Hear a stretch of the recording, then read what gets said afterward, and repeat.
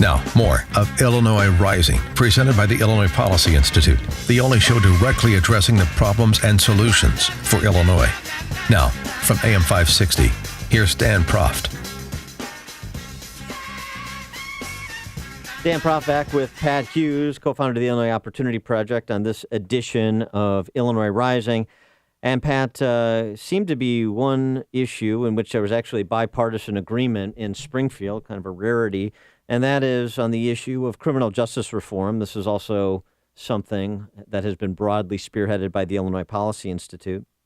And it mostly deals with alternative sentencing for nonviolent drug offenders and other nonviolent offenders. That's part of it. But it's an important part because Illinois' prisons are overcrowded. And some of that is a culture problem, and some of that is perhaps a management problem and an approach problem to people who have broken the law. So, for example, over the last 45 years, Illinois' prison population has gone from 7,000, rough numbers, in 1970 to 47,000 today. Increased by a factor of 7, despite the population of the state only increasing by a little under 10% during that same time period. So something's going on. And in particular, we have nearly almost as many convicted murderers in prison, in Illinois prisons today, as we did total prison population in 1970. So there's certainly a culture problem and a violence in our society problem. We know this. But then there are other problems that perhaps we can improve on the margins to, number one, rehabilitate people who can be rehabilitated, reduce recidivism rates, and also lower the cost of operating our prisons in the process. Yeah, and I think we have to look at that. I know IPI is taking a hard look at how to go about segregating, what is a violent offender who should stay in prison, obviously, and people that maybe should have some time to get out and get back into the society. What I find interesting about this is you would think it would be a bipartisan issue because of how it polls, not unlike term limits, which polls very high. But yet politicians are politicians, and they're willing to play politics, and you think that Democrats, this is the typical Democrat issue, they'd be behind it. But Dan, as you know, that isn't always the case in a political season. People are willing to take whatever side will get them the win. Well, that's right. And a number of Democrat incumbents are running scared, as they should be. One of them is John Bradley from downstate southern Illinois, really. And he is up with a television ad attacking his Republican opponent. So that's the challenger. He's the incumbent. This was this was bipartisan legislation that moved in Springfield, signed by the governor to start dealing with nonviolent drug offenders. But Bradley is up with an ad accusing his Republican challenger of, opening the prison doors and letting all the violent criminals roam the streets. Here's the Bradley ad. In Southern Illinois, we value the safety of our neighbors, friends, and families.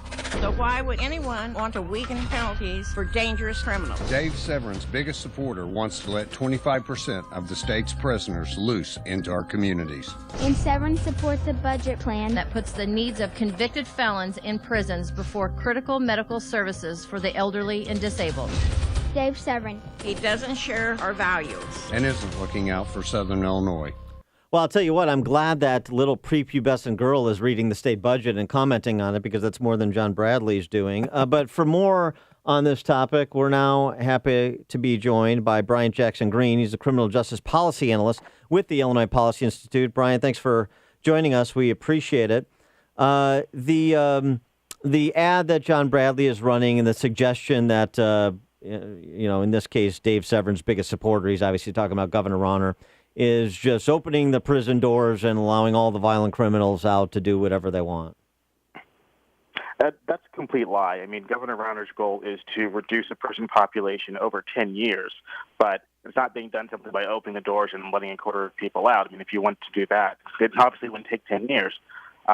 What's happening is that there's a concerted effort at reform, largely by getting a lot of drug users or people with drug addiction into treatment programs instead of going to prison, and then later on perhaps overhaul of sentencing so that many people won't be in prison for quite as long as they have been, and also removing barriers to work and employment that get a lot of people getting full-time, well-paying jobs instead of turning back to crime and returning to prison. But no, to say that he's just opening the door and releasing people is not true. Hey, Brian, it's Pat. Thanks for being on.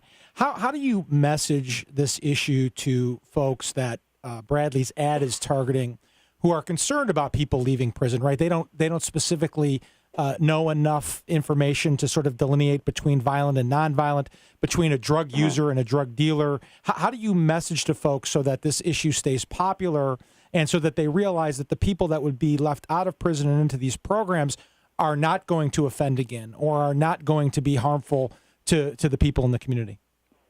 Well, it's all about presenting alternatives, basically, to sentencing right now. So I think most people get, and we've done some polling on this, that someone who has a chronic drug addiction problem that causes them either just to use drugs or to commit crimes to fund the drug addiction need help. Most people are sympathetic to these people. They don't really see it as something that just needs punishment, but they sort of want them to get better because a lot of people are noticing it's their brothers, sisters, relatives that are going through these issues. So if you frame it in terms of treatment and accountability instead of simply locking someone away and throwing away the key, then people, even Republicans, are seeming to get that.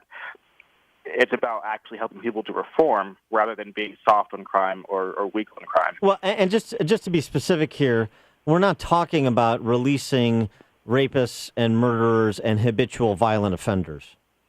No, and those groups aren't at all really being discussed in the reform conversation. What we're talking about are people who, many people are drug users, many people who might be low-level property offenders where, say, a shorter sentence or more effective intervention would be effective, but no one who would be considered a serious violent offender. All right, he is Brian Jackson Green, criminal policy analyst with the Illinois Policy Institute. Brian, thanks for joining us again. Appreciate it. Thank you.